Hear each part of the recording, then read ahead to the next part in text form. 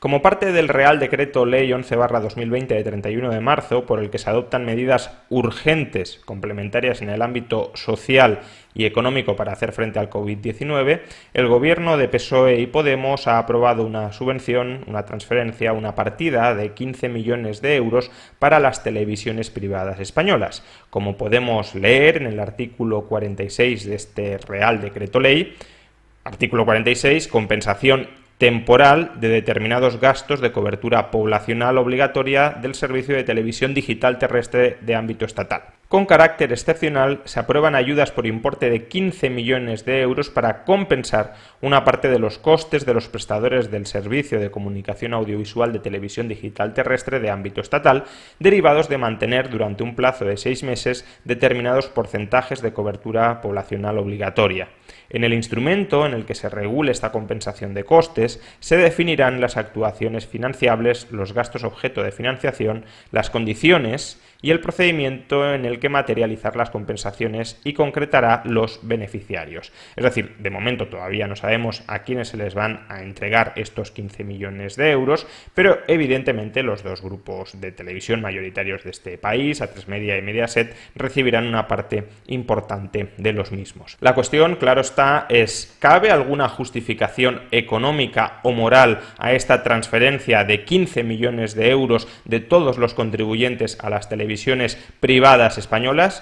Bueno, desde un punto de vista económico, uno podría decir que en la medida en que estas televisiones han sufrido un desplome muy importante de sus ingresos por publicidad y en la medida en que tienen que prestar un servicio al conjunto de la población, especialmente en estos momentos en los que la población está recluida, está confinada en casa y una de sus pocas ventanas de información y de ocio es justamente la televisión, esta transferencia para mantener las televisiones en funcionamiento estaría más que justificada.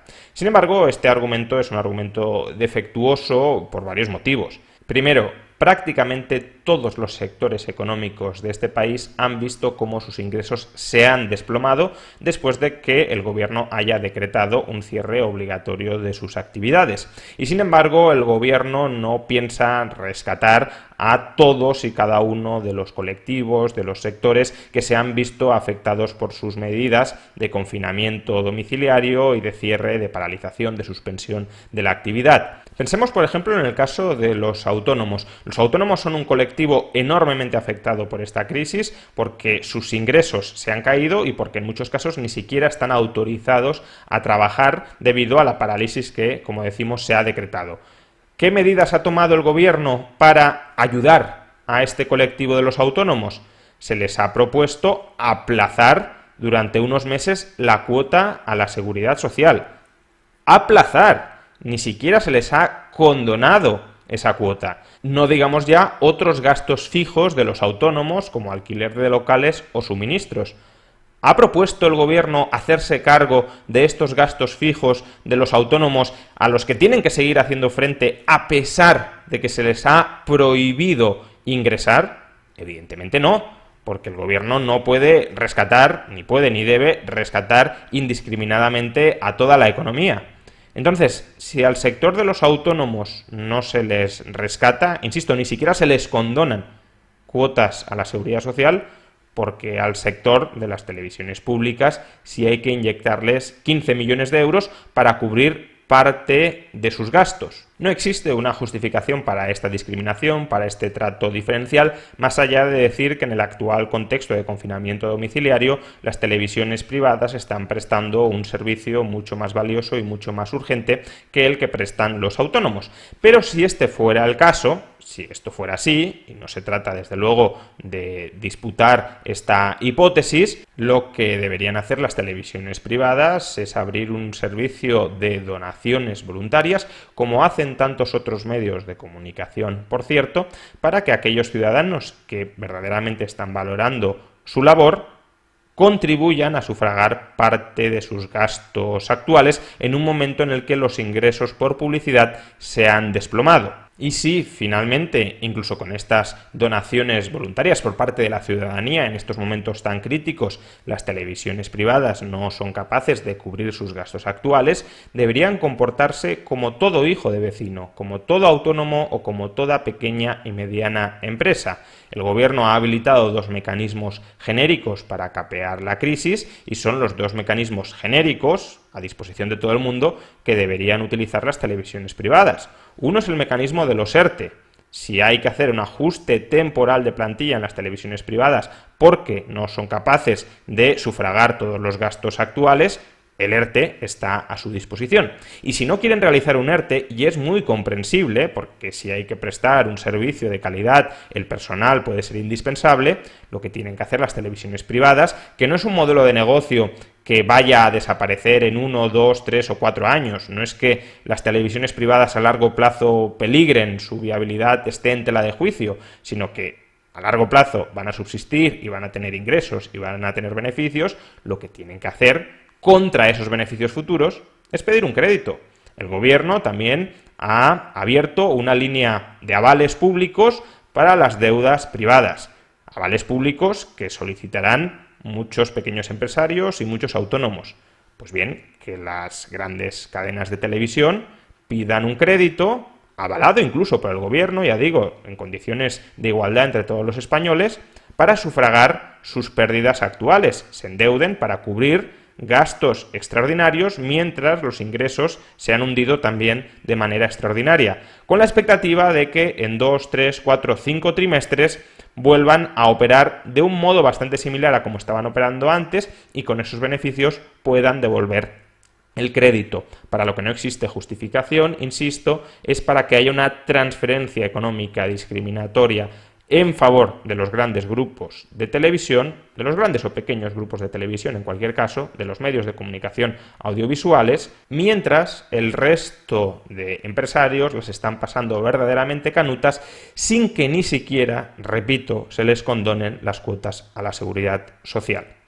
Pero es que además la medida no solo es criticable desde un punto de vista económico, también es criticable desde un punto de vista moral o político. La democracia liberal se fundamenta en la idea de la división de poderes, es decir, en evitar que todos los poderes de la sociedad estén concentrados en el Estado y también en evitar que todos los poderes del Estado sean concentrados por un único grupo político, por un único gobierno. Por eso el Estado separa sus poderes en legislativo, ejecutivo y judicial y por eso es muy recomendable, es fundamental que existan contrapoderes sociales al Estado, es decir, que haya otros grupos fuera del Estado que vigilen, que supervisen, que fiscalicen, que controlen, que censuren la labor estatal cuando el Estado abusa de su poder.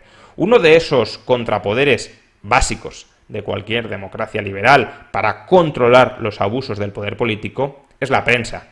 Y la prensa, para que pueda ejercer su labor, tiene que ser una prensa libre, autónoma, independiente del poder político. Todos los regímenes autoritarios intentan cargarse la prensa libre porque es a través de la prensa libre como los ciudadanos se informan y adquieren conciencia de lo que está haciendo el Estado. Y una ciudadanía concienciada contra los abusos del Estado es otro contrapoder muy potente que pone freno a esos abusos del poder político. De ahí que toda sociedad en cualquier contexto necesite de prensa libre para preservar su libertad. Pero esto es doblemente cierto en contextos como el actual. Actualmente en España existe un estado de alarma por el que se dota al gobierno de poderes extraordinarios que en muchos casos ni siquiera son tutelados por el Parlamento. De ahí que exista un riesgo más que cierto de que el gobierno se extralimite en sus competencias muy específicas, muy particulares, para controlar el problema de la crisis sanitaria en la que estamos inmersos. Es decir, existe el riesgo de que el gobierno instrumente esos poderes extraordinarios para cercenar libertades individuales sin que éstas tengan ningún tipo de relación con la lucha contra la pandemia. Y por eso es fundamental tener una prensa libre que esté supervisando cada paso que da el Ejecutivo. Ciertamente que el gobierno subvencione a la prensa o a una parte de la prensa, como las televisiones privadas, no implica por sí mismo que esa parte de la prensa haya dejado de ser libre e independiente para criticar, para fiscalizar, para controlar al gobierno. Pero desde luego, como poco, la sospecha va a existir. Cada vez que visualicemos un informativo, un programa de tertulias donde no se esté contando alguna información, donde se esté contando otra información, donde se esté vertiendo una determinada opinión, desde luego el espectador tendrá todo el derecho legítimo del mundo a plantearse si esa selección de la parrilla informativa, si ese tipo de opiniones que se están ofreciendo son selección de información y son opiniones que están pensadas, que están ideadas para congraciarse con aquel gobierno que está repartiendo millones de euros entre determinados medios de comunicación. Es decir, cabrá siempre la sospecha de que el gobierno haya utilizado el dinero de los contribuyentes para comprar y para amordazar a una prensa que debería ser libre e independiente. Y por eso esta subvención de 15 millones de euros tampoco es admisible, tampoco es aceptable, tampoco es justificable desde un punto de vista moral y político, porque subvierte la separación de poderes en un momento en el que el Estado tiene tendencia, por la declaración del estado de alarma, a abusar de su poder. Ahora es cuando más necesitamos de una prensa libre e independiente, y esta subvención desde luego no contribuye a construir en el imaginario popular la percepción de que tenemos una prensa libre e independiente. Al contrario, tiende a construir en el imaginario popular la idea de que la prensa y el gobierno están más interrelacionados, son más interdependientes de lo que deberían ser. Y si en tiempos normales esta percepción de interdependencia entre la política y los medios de comunicación ya debería ser objeto de crítica, en momentos tan cruciales como el actual resulta del todo intolerable.